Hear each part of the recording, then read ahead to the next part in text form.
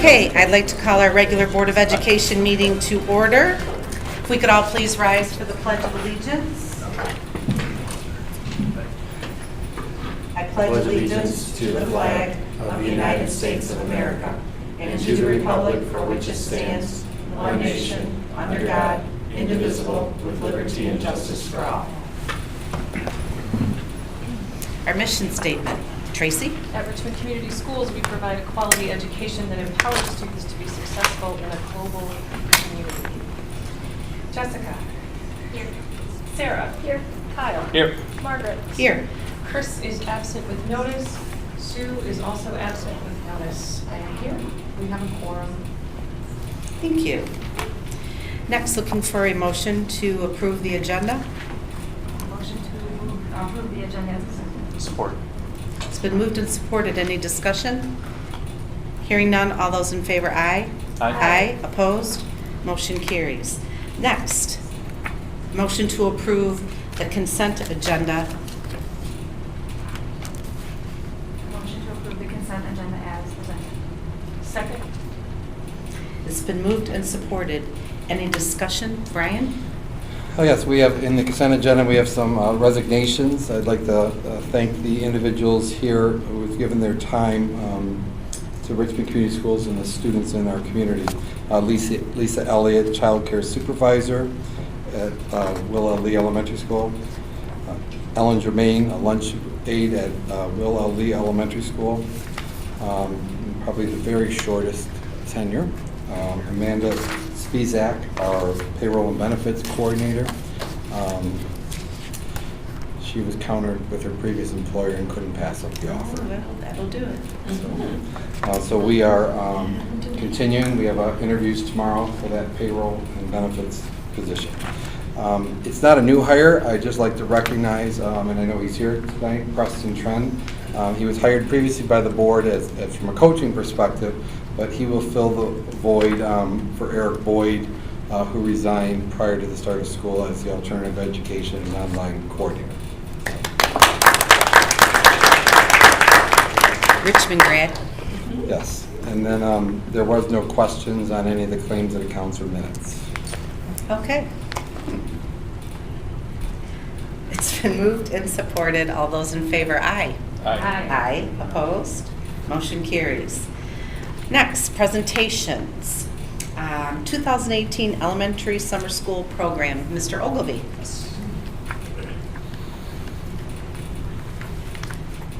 Good evening, everybody. A little bit? Okay. So I'm here to present just a quick overview of what we did over at the Lee School for the Title I Summer Program and then the MISD program. The Title I program is one of our programs. We hire the teachers, we provide all the instruction, all the professional development for the teachers. The MISD program is a little bit different. It ran in between our two programs. The ISD was the one that was responsible for all the professional development for that. Just a quick overview of the ISD summer programming. The ISD provided all the materials and lesson planning ideas that we use. The teachers that taught at the program attended a PD before the end of the school year, just to kind of get in line with what an idea of what the ISD wanted in terms of instruction. This was the entire program for the staffing, parapros, and all the materials was paid for by the ISD. Richmond Community Schools provided busing, and then as well as breakfast and lunch to every single student through the Meet Up and Eat Up program, which from hearing, seeing the parents every morning drop off their kids or pick them up, the ones that weren't bused, more than a few of them said this was a big draw for them to come in every day.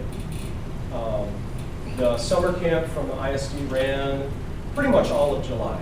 The second week in July to the first week in August. There were 3 different programmings offered.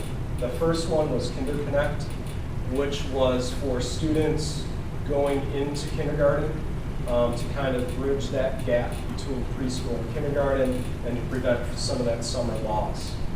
The same thing for First Fundamentals, which was for kindergartners going into first grade. And then again, the same thing to kind of bridge some of that gap between the two. The third program was a science and literacy program, which was for grades 2 through 5, which they got to do some pretty neat experiments and hands-on learning activities. One day they were making solar ovens to make s'mores.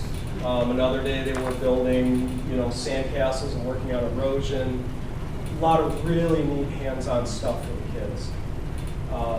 The staff that we had at the ISD summer program was Rhonda LeBroy, Spracky, Nora Haddad, Karen Koop, Julie Zavonik, Steve Pedri, Katie Sullivan, Jessica Gerard, Deb Julin, and Mary Coker. Just seeing from the kids' faces and hearing a lot of comments from the kids and the parents, the students really enjoyed this program. A lot of them were really looking forward to coming again, hopefully next summer. Our Title I summer programming serviced about 50 students in 2 camps. So our camp, the first one ran, we started the week after school was out, so that we had a week of PD, and then we started the week after that. The students met in June for math supplementation, and in August for reading supplementation. This program is a little bit different than the ISD program. The students that were asked to join this camp are the students that are in our Title I intervention program during the normal school day. The design, again, for this one is to prevent that summer loss that happens, hopefully to prevent that dip before the beginning of the school year. And then, so what the students did for the math and the reading is they spent part of the day with small group instruction with their teachers, and then the part of the day they went to the computer lab and worked on educational technologies such as Moby Max, Raz Kids, we had IXL, just various programs to help move them forward towards the fall. A lot of really positive parent responses. I did do a survey, or provided a survey to the parents, and received a lot of very positive feedback. Again, for this program, we provided busing for the students to and from school, and then as well as the breakfast and lunch, the meet up and meet up. We don't have any NWA data yet. I'll get with Heidi and Dave over the course of the year to kind of see if the program did what we intended it to. So the next slide is the summer school staff. So kindergarten is Julie Zavonik and Eric Stevenson. First grade, Jennifer Dorsey and Nora Haddad. Second grade, Rhonda LeBroy and Katie Sullivan. Third grade was Ken Brooks, and fourth grade, Tony Gillespie. Which kind of worked out because they already knew the students that were in it, and they just kind of carried on where they left off at the end of the year, which was nice. Couple of pictures. Some of these are from the math camp, literacy.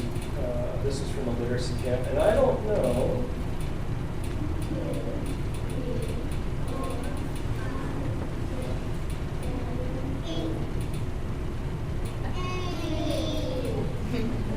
I think they're playing number line bingo or something. Just a lot of, the whole program, especially the math and then the reading as well, is really designed around hands-on stuff. They're working with small groups. They're getting a lot more one-on-one attention than they would normally get. Parent response, I had a fancy link to set up. I'll just pull it up. Oh, there it is. Okay. So I sent a survey home, and it's probably, let me see if I can zoom in here.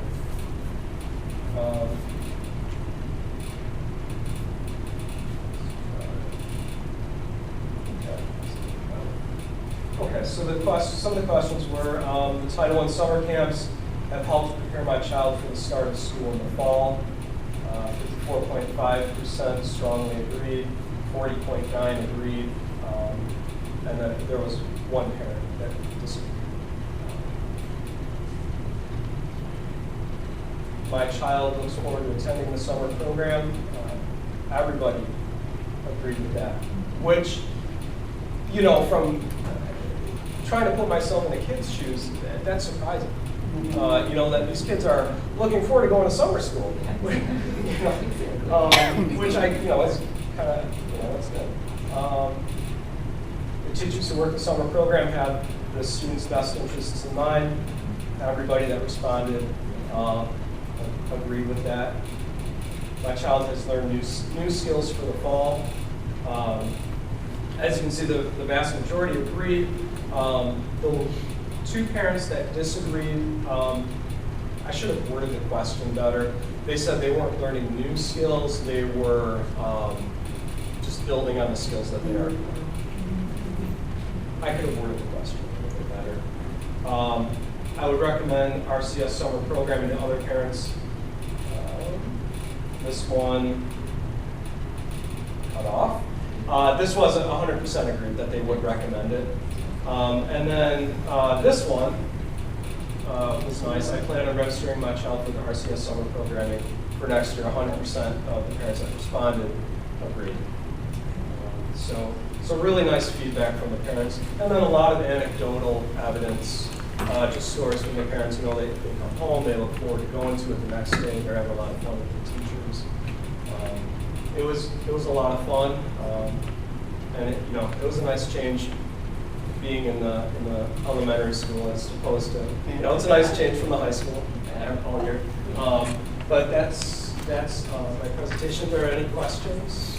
Did we ask parents? Did we send information, suggest your student, or did we get the information and parents just volunteered their kids? We invited students. Okay. Yeah, we invite students about the beginning to mid-May. And then at the end of May, there's a parent informational meeting where they come and, we do a presentation for them if they have any questions. So they are invited based on being in the Title I intervention program. Okay. Did we have to qualify to get the ISD program to come here? We did have to qualify this year, and this was the first year that we did qualify. Okay. I believe we're one of just a handful of districts that chose to do all three programs. Most you picked one or the other, but we did have to qualify. Part of it was based on our economics and where we've been focusing on improving our test scores. And were there the same number of kids that participated in the ISD programs as the title programs, or? It was a little more for the ISD, Okay. a little more attended for the ISD. I would say maybe 10 or 15 more. Yeah, the ISD I received in the mail just the other day, their pre and post test, and every child, based on the assessments, showed growth. Our biggest focus has been that summer loss.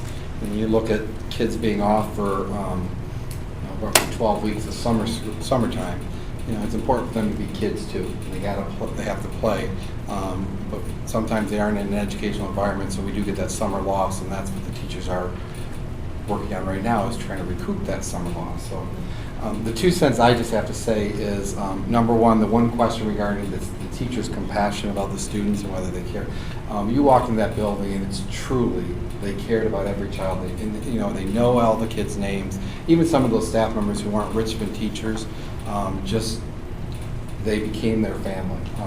I want to thank Mrs. Dobbs, our transportation director, because it is a very short turnaround coordinating transportation, and when we get the list of who's finally coming and that, Mr. Ogilvy, his leadership during the program, I came to him a couple weeks into it about the ISD, would you take on this? He basically worked 8 weeks of the summer plus some, running the program.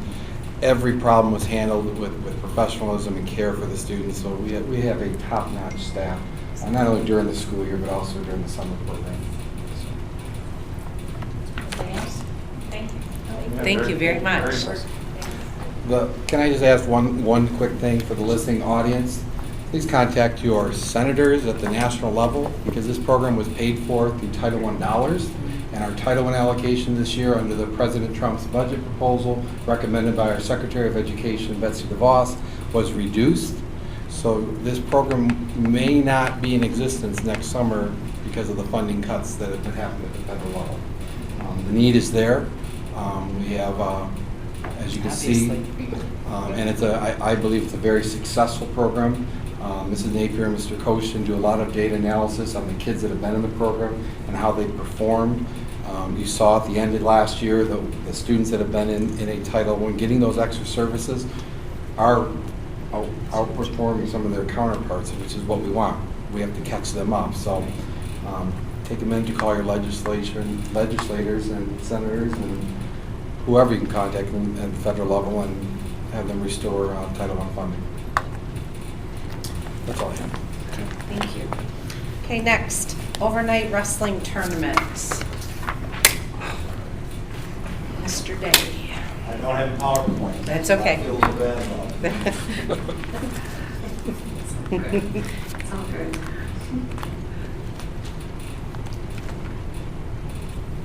Just, we have 4 travel trips for the 2018-2019 season. First one to Defiance College in Defiance, Ohio. Second one to Lowell High School in Lowell, Michigan. Third one to Medina High School, Medina, Ohio. And the fourth one to Forest Hills High School in Grand Rapids, Michigan. All 4 of them will be handling transportation and costs, like the lodging, everything, food. So just 4 great opportunities for our kids to compete against great competition and be around college coaches and in great environments to help them prepare for success in those. Are any of the dates school days? The only Defiance is the day that we get off for Christmas break, like it always has been. And I think last year we had a half day that Half day this year. Okay. Just for Jessica, who's new to the board, any coach or teacher that is taking a student or athlete overnight for the district, they have to come to the board, do a presentation, tell us where they're going, and then if we have any questions, we ask them, and then we approve it 2 weeks later. So that's what this is tonight. Anybody have any questions? No. We're doing a couple of these trips for a number of years now, right? yeah, I think this is our 2011 was the first year we started doing it. I mean, not bragging, but in the last 4 years, we've sent 4 more kids to college every year. One year, 2015, we had 9 guys sign letter of intent. So it's just an awesome opportunity. We're blessed. We had a lot of people that fundraise money for us and dedicated people, and it's opportunities that our kids get that nobody else around here does. So Thank you. We appreciate what you do too. And we appreciate how timely you always are with making sure this stuff is okay. Well, Preston, we thank you for the timeliness always. As you know, 2 weeks is when we will do the approving. Tonight's the presentation. You don't have to come back, obviously, for that meeting. Preston will. Well, you don't have to, Preston. If you have something else pressing, I'm sure Mr. Reinhardt or Mr. Walmsley will let you know. The board decides. So, thank you. Awesome. Thank you. And good luck. Thank you. Okay, next is our public comment portion of our meeting. If anyone would like to address the board, they may do so. You can come up to the podium. There should be a card there that you can leave your name and number. You have 3 minutes to speak. It is not a question and answer period. If you have a question that you need answered, someone will get back to you from the board. Is there anyone who would like to address the board this evening? No. Okay. Next, Board of Education Student Rep Report. Lexi. Well, I'll start off with the Lee School. They've begun their NWEA testing, and it began today, and it'll continue to go on until the 21st of September. And now at the Lee School, you can go on the Richmond Facebook, and you can see the first day of school pictures. And every Friday, the Lee Staff of the Week and the Blue Ticket winners will also be posted. At the middle school, their sports have started. The sports include girls basketball, football, cheer, and cross country. They also held their first fire safety drill. Students attended boot camp sessions, and at these sessions they learned about things like how to work their computers, the new grading policies, and how to manage their time well throughout the middle school. The 8th grade web leaders met to prepare for the 5th grade web day. The students also participated in the OK to Say program. And lastly, for the middle school, the PTA meeting will be held Wednesday at 3 p.m. Moving on to the Richmond High School, the staff is very excited to start the 2018-2019 school year. Mr. Castle and Mrs. Borwick would like to welcome all of the incoming freshmen and the new students to the district and would like to thank them for choosing Richmond Community Schools. Lastly, the RHS Fall Sports and Extracurricular season has gotten off to a fast start, and this aims to proudly represent Richmond both inside and outside the classroom. Excellent. Thank you. Anybody have any questions? The PTA, it's this Wednesday, the 12th, at 3 o'clock? Yes. Yes? Okay. Okay. Thank you. Next, Superintendent Legislative Update. Okay, I'm going to begin with the legislative update. There's only a couple days our legislators are working until the election. The first one is regarding the teacher evaluation legislation. The House Committee heard testimony on House Bill 5707. This year, the teacher evaluation is 40% of the evaluation has to be based on student achievement data, which when you look at when we're getting the data for our students' tests that they took in the spring of 18 is being used 50% of that 40%, but it's being used on this year's evaluation. So in essence, our teachers and teachers across the state are being evaluated this year on last year's data. So working with the administrative team, and we actually began last year kind of listening, talking through with some teacher focus groups, I guess you can call them, in each building. From my perspective, this is very political in nature, and it's not where I want our staff to spend their energy and time focusing on trying to hit a target that's constantly moving and is all politically motivated.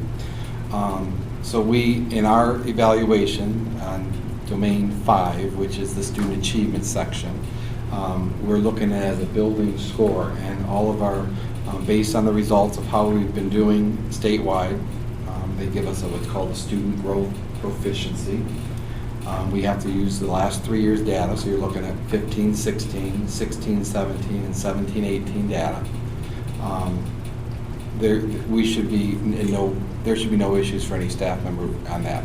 My focus with my administrative team is on the instructional strategies and the classroom environment, getting kids to feel safe in the classroom so they take chances, and getting them exposed to high levels of instruction. So it is expected to go through the process. However, when it gets to the Senate side, the chair of the Senate Education Committee is Senator Pavlov, who introduced the original legislation to have at least 40%. I believe he wanted up to 50% of the evaluation based on student achievement. So I don't anticipate this passing in the current legislative format. He's done, isn't he? Yes. Pavlov's done, isn't he? He's term limited. However, it is still on our radar because depending on how the election goes in November, as we all know in education, that lame duck session can be brutal for schools. So it's on our radar. I just want to reiterate publicly for the staff, and I know my administrators have done a great job with their staff. This isn't our focus. Our focus is on the instruction that our kids see and receive every single day, their engagement in those activities, and the environment that we create. You saw what our parents thought about the staff relationships, and that was just a small sampling. Consistently, our end-of-the-year surveys our buildings do for school improvement has shown the staff's commitment to the students, so that's where we need to focus our energy. The next thing the House is taking up is on House Bill 6314 and 6315.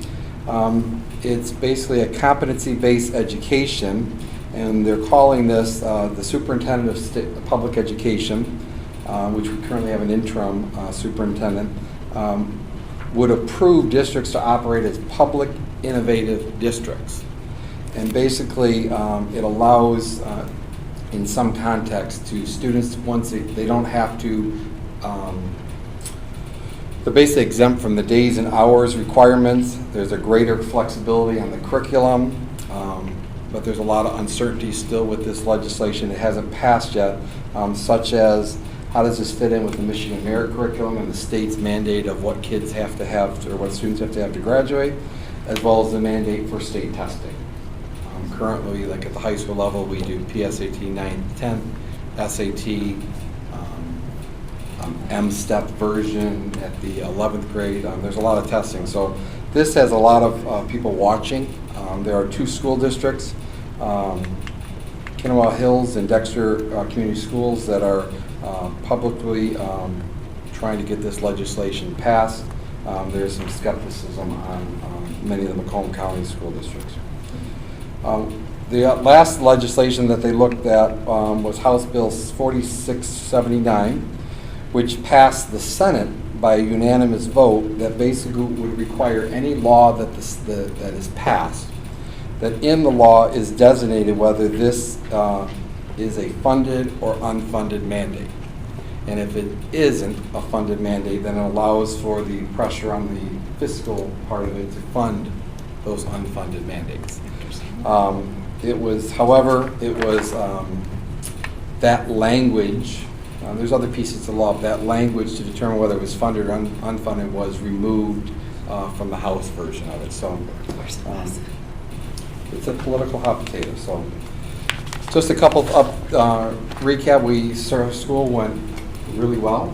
I was extremely impressed with not only our staff and the administrative, but all the support staff, et cetera, in them coming together and welcoming our kids, well over 1,500 students to our district. Our staff went through training the first week, active shooter training, and you might have seen it in the article in The Voice that was about a week ago. I want to thank Police Chief Teschke for coordinating that. This is part of our ongoing. The Richmond Lennox chief and then the fire chief was also part of it. I think it was an eye-opening experience, and I've shared this story. One of the videos that the staff saw, or first of all, heard, was the 911 call from Columbine, the actual 911 call, and how you respond and so forth. And then it followed up with that was a reenactment video of that 911 call, and they basically timed it together. And when I was at the high school, I didn't hear that it was a reenactment video, and I actually thought it was the live video, and it was pretty shocking that we have to have these conversations today. But I felt the conversations that our staff had at all 3 buildings really got us thinking and prepared, thinking about where they're at in the building to how they would respond. This isn't ending. Our next phase is to begin having the conversations with students at an appropriate time throughout the day, so that we can prepare them should anything happen.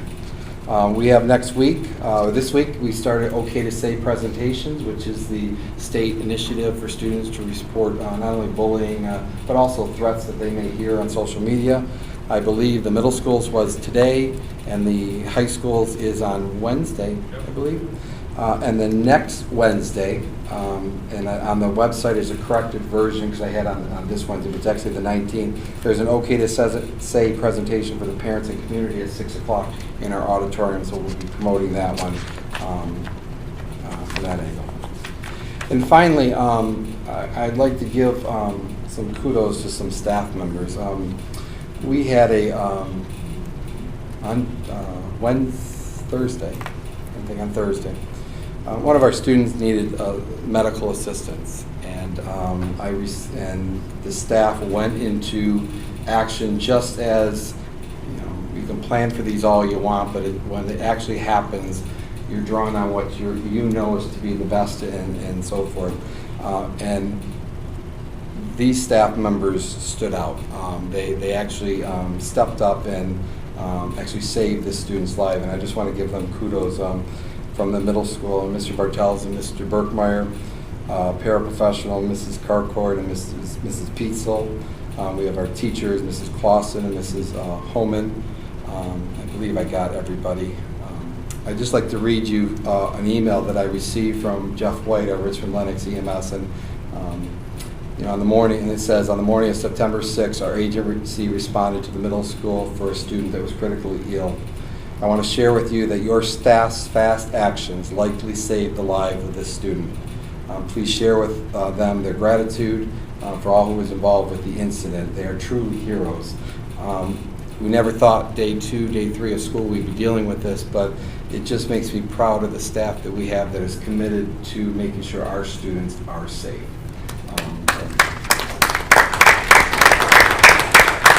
And that's all I have. That's all I have. That's good stuff. Next, items of interest from members of the board.